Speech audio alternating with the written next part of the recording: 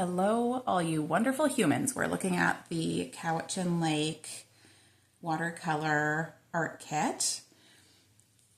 Here inside your art kit, you have your palette. It's got the various colors listed on it.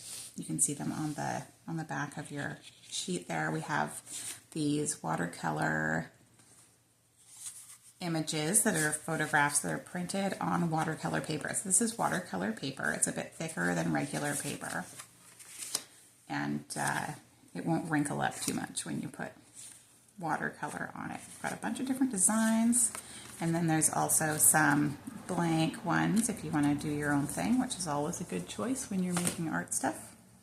And then these Mama Jamas here are palette paper, and you could choose to use something else if you wanted to.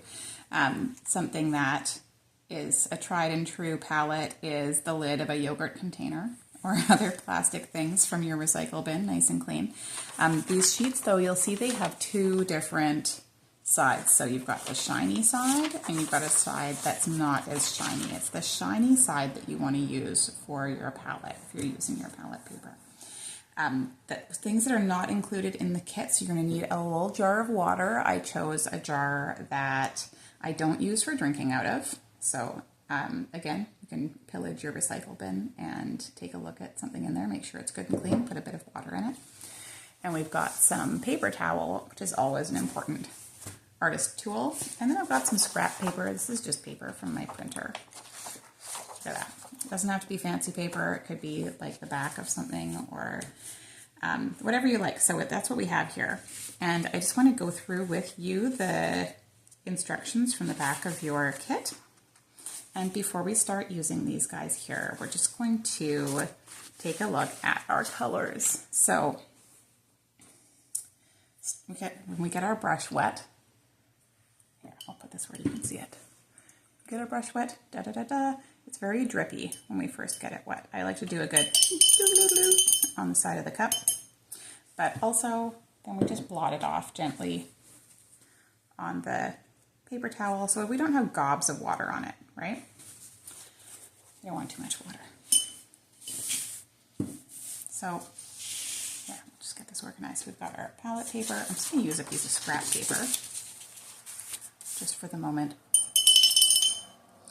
So if we're using this brush here, I'll put this where you can see it. See, like that, da-da-da, makes me very happy. When you're using these artist quality paints, a little bit of paint goes a long way. So as you can see, I didn't smoosh it all around, just gently. And then when you put it on the paper, you'll notice it's nice and bright. That's the alizarin crimson. It's my favorite red. It's very versatile. And then in between colors, you want to rinse your brush. Very fun. This one is your yellow here. Again, we just use a little bit. You can tell as we first start putting it in, I'm not mooshing it down. We're just using the end of the brush and kind of the side. And you can really kind of go from a darker color as the paint kind of dissolves off your brush to a lighter color, and it gets a nice shade. So there we go. As you can see, they look a lot different on the palette than they do on your paper. This is our green. This is sap green. Sap green, it's a great color. And of course we can mix the colors together. But don't do it on your palette, on your mini palette there, because if you mix up, like if I put it in green and then put it in yellow, our yellow would be really gross. But if you clean your brush in between, there's our blue. Look at that. Just the color of a sunny day on the lake, right? And this one here, so these colors here, they're your standard colors. You get out a box of crayons, and that's some of the key colors you've got there. You've got red, yellow, blue, green. These ones here are more artisty kind of colors.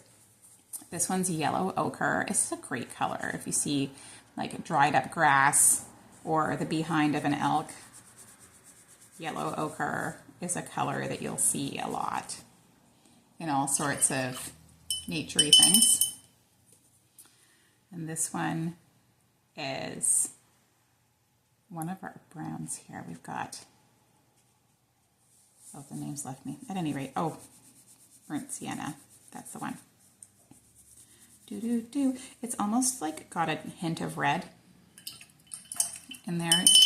See that a lot in branches of trees or wood pieces. Also, like your elk has got a lot of this burnt sienna color in there, especially in his body. Whereas this one here is burnt umber. That one's more like your elk neck, right? And again, lots of different colors like this in nature, right? But as you can see, they look almost similar on the palette, but once you get them on your scrap paper, they're very different. This one's my favorite color. This is the color, like you think of skies as blue, but often skies will be not quite that vibrant. Sometimes it's a gray West Coast day and you just need this one here. Look how beautiful that color is. That's Payne's Gray. There we go. Those are our colors. I didn't include black or white. You don't need these things.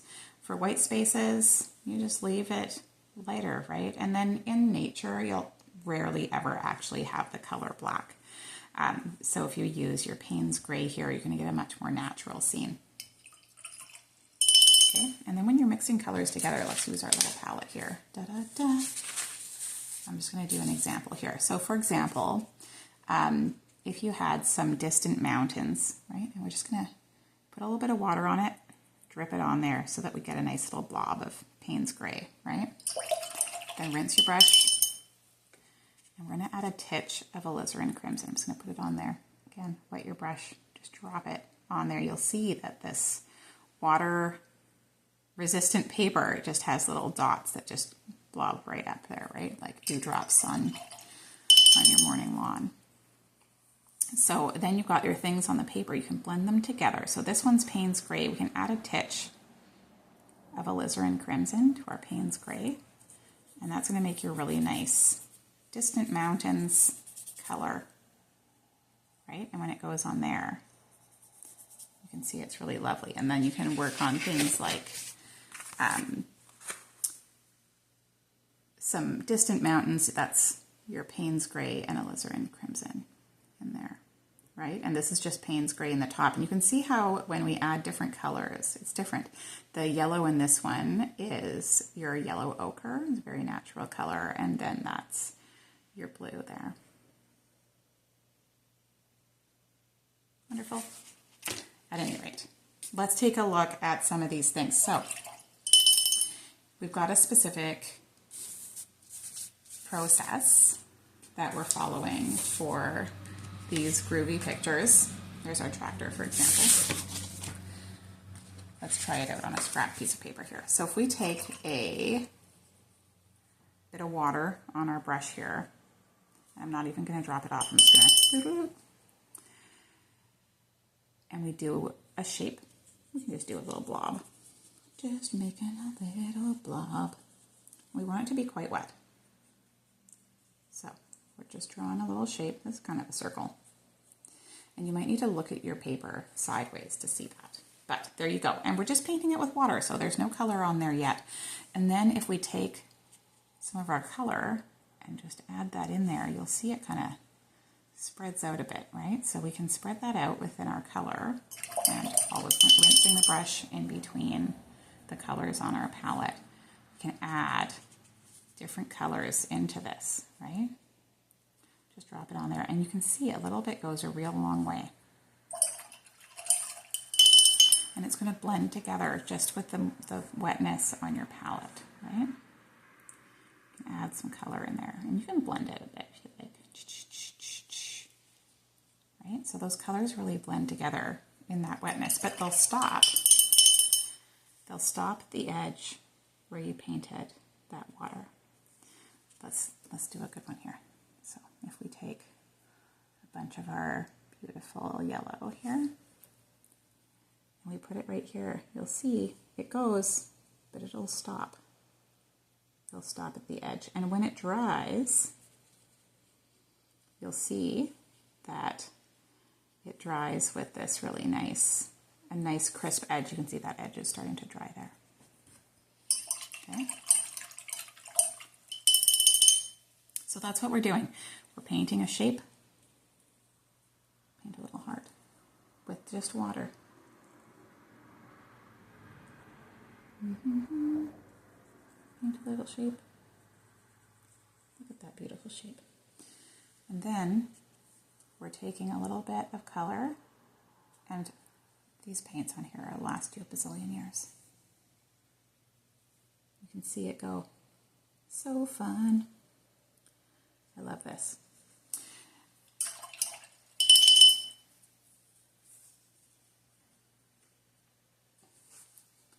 Doo-doo-doo.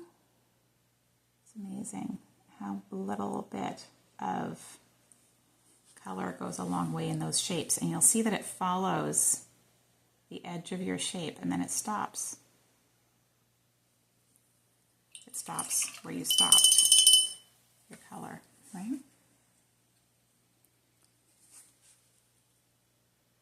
What I like about yellow ochre, everything. It's just everything that nature's made out of is yellow ochre and Payne's gray. Yeah, there you go. So, good fun. You can do this with all of your types of paints. If you've got some just regular casual paints at home, you can give this a try with your watercolors, drawing a shape with just water and then adding a bit of color in there and just watch it blend in, and it's going to be just the cat's pajamas. Okay, let's try it with something. What are we gonna do? I always get stuck thinking about which one I should do first. Let's try, I love them all. Let's try this bicycle. This bicycle is actually outside of a shop over in Cowichan Bay. I love going down there this time of year when the salmon are running. They have the sea lions. The sea lions come and they lie all over the docks and they sink people's boats. And I know I shouldn't find that amusing, but I find it tremendously amusing. So for this bicycle, we're going to paint, let's just do the frame. Let's think about the frame. So let's do the frame. What color do we want our bicycle? Let's do it blue because I love a good blue bicycle. But we're going to use blue for the frame. And then we're going to work some Payne's gray into that seat and handle ends.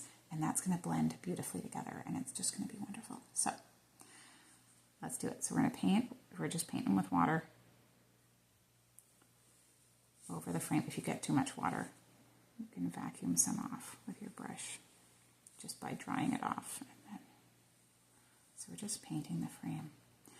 This reminds me of those like old-timey pictures, right? Because it's just black and white. Just painting with water. And you know, like these things aren't usually blue, but I love it. There's the pedal. You can kind of see it. And we're just going to go and we're going to paint the frame of the bicycle. Just the frame.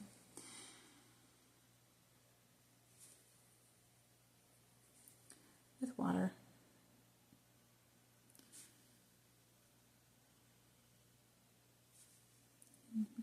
Fenders there. They're going to be that beautiful blue color. Look at that. Oh, I've forgotten some. I have to look at it sideways sometimes to see the bits I've gotten and the bits I've missed. Because then you can see the shine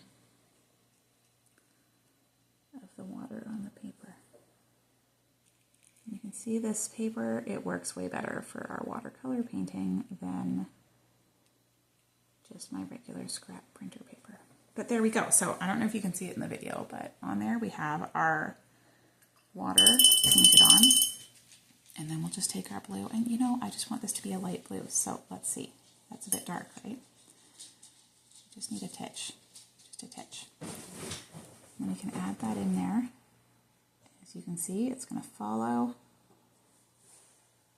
It's going to follow the water. It's going to make it real nice. Dun-dun-dun. And you can do it like lots of colors if you want. You can do whatever makes your heart happy. That's totally fine. Just going to go all the way along. Following our water here. I have to look at it sideways. The too much blue, I can move it around with my brush or take some of that blue and put it down over here.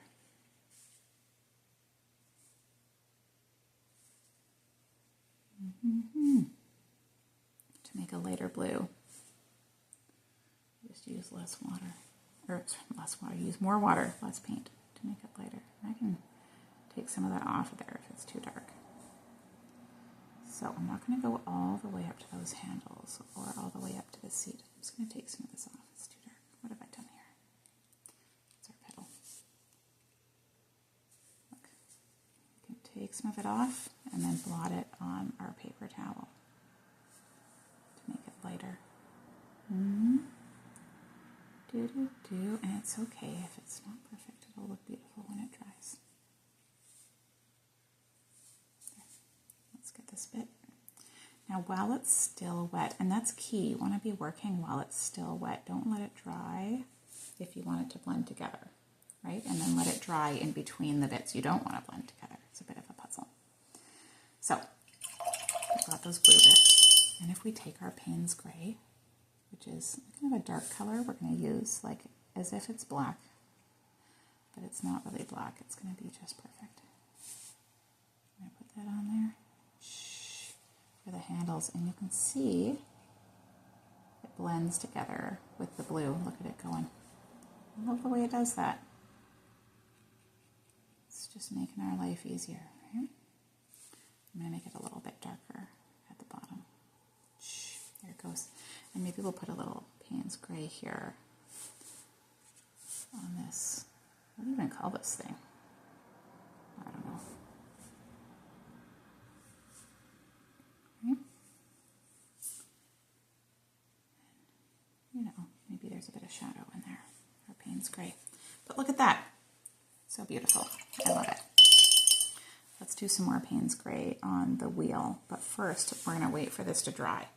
So we got to wait forever. We'll pretend we waited. If you go around the wheel,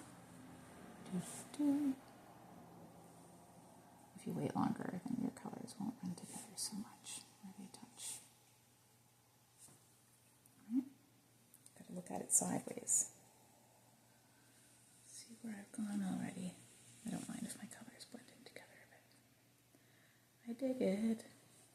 Okay, I'm going to put some Payne's Gray on it, and you could make it a pink bicycle, or you could make it a red bicycle, or yellow, I don't know, whatever makes your heart happy. What color of bicycle works for you? Want some pink elks today? Just do it. What's the plural of elk? I don't know. If you don't paint water on it first, you can see it shows up much darker. So, see, this one we haven't done water on first. So you could do that if you want. Or you can do our method with painting it with water first and then putting it on top. So you can see this wheel here, I just did straight off of the palette with just paint. And then this one I did with the water, and look how it blends nicely. Beautiful, I love it. Let's look at an elk. Let's look at an elk. Let's see. We've got female elk. They're never the ones people want to take pictures of. Elk equality, people. Okay, we've got our female elk. We've got our male elk. You can see his antlers here. Let's look at this one. Equal elk rights. We'll do the woman first. Hey, ladies. This one is for you. So we're going to paint this elk with water. Just with water. You can see she's got that wonderful little, I don't know what you call that thing. It's like a bunch of fur that grows around their necks. And I don't know what you call it. Somebody email me and tell me what you call that thing. But it's a bunch of fur on their necks. And I presume they just come with built-in scarves, because who wouldn't if you lived somewhere chilly, although I do see them lying around in the summer looking very hot. So, you know, unlike us sensible people, they don't take off their scarves in the summertime. So we'll just paint along her beautiful little legs. Do, do, do. Look at that. So for our elk friend, we're going to start with some burnt sienna, right? And we're just going to go around here. Just paint it on. Do, do, do. Burnt sienna. And the shading on the paper is going to make this really easy for you because it's already got kind of those lights and darks worked in there, right? Now we're a little behind. Elk always have this, like, I don't know, they've got this light section on their rear end. Oftentimes you'll see things people talk about, like form and shading, or you're like drawing a circle or something and you do the shading around the outside. And it's the same with your elk, anything really, the edge of your circle is going to be darker than the middle, and if you make the edge darker than the center, then you're going to get this nice shape coming in, right? Mm-hmm. You can blend it up, move your paint around. It's still wet, you can do that. I'm going to make sure we color in her face here. Beautiful little elk face. She's like, hey, what's shaking? Can I please come and eat your roses? And also, maybe your vegetable garden. Like, yeah, you totally can, my friend. My garden is here for you. After all, I think everything that's planted around here is just an elk buffet, right? So this beautiful little elk scarf she's got in the front is more of a burnt umber color. We can work that in there. Look at that. Beautiful. Right? But then this rear section here, maybe we want to put a bit of burnt umber there just in the shadow. Maybe just in the shadow.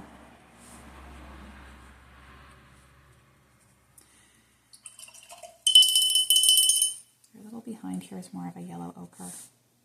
See? A little oak behind, and that'll blend together a bit, and you can help it blend together. Maybe there's a bit of, we gotta rinse our brush between colors, but maybe there's like just a titch of that yellow ochre here in the body part. Look at that. Oops. Beautiful little elk lady. She's totally here to eat your garden, and she loves it. She's like, oh, thanks for planting this. It looks so good. In sections, like take a look here where I've got this ear. It's a bit darker than I hoped. You can lift the color off. So if you put you blot your paintbrush off on your paper towel, you can lift the color off of it. See? You can like lighten up her little nose. Boop. In the middle of that ear. See? Easy to add color. Can be a bit trickier to take it away. Let's just add a little bit more yellow ochre there. Look at that. Wonderful. And you know what else I like? Payne's Gray. I love Payne's Gray. It's a great color. We can like put that on a little eyes and nose here. Just kind of darken them up a bit. Look at those little shadowy areas. Can add some Payne's Gray. Just shadow it up. Look at that beautiful elk. She's a wonderful friend. She's gonna eat everything. Okay, what else are we gonna look at? Let's look at the Extra Art Challenge. If you're looking at the instructions, it says Extra Art Challenge.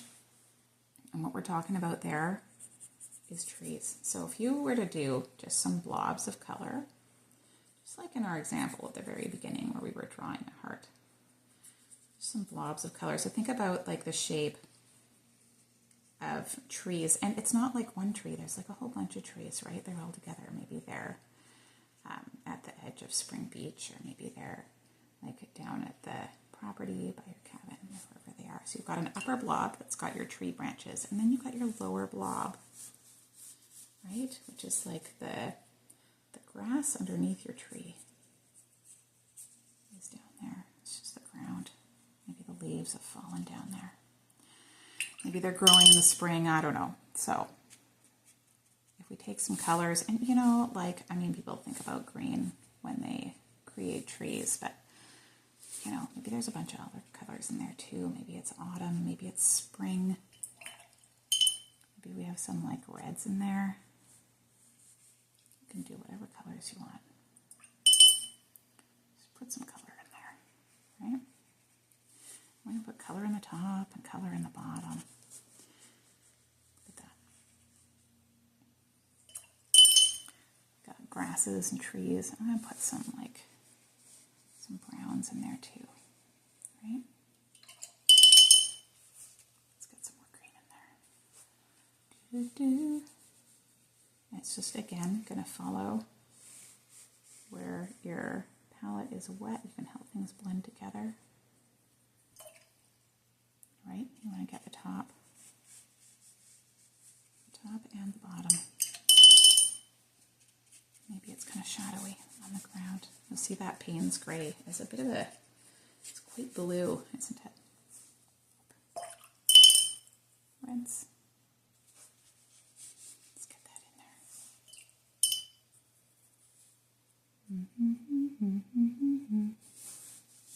Let's get some Payne's gray in the top. Payne's gray in the bottom. It's my favorite color. Maybe some more reds in there. Woo, that was a lot of red. That's okay. If you move it around. Red and green is going to, of course, make this nice little brown color. And that's just fine. Let's take some yellow in there too. Let's get it in there. Oh yeah. I feel like this tree is like at the very edge of autumn. Like maybe it's got a lot of little leaves in there.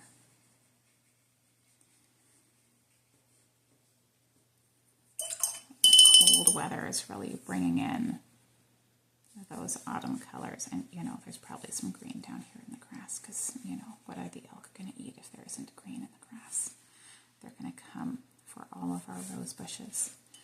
And, you know, maybe a free pruning service for my trees.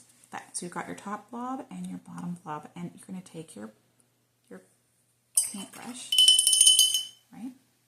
Not too wet, not too dry.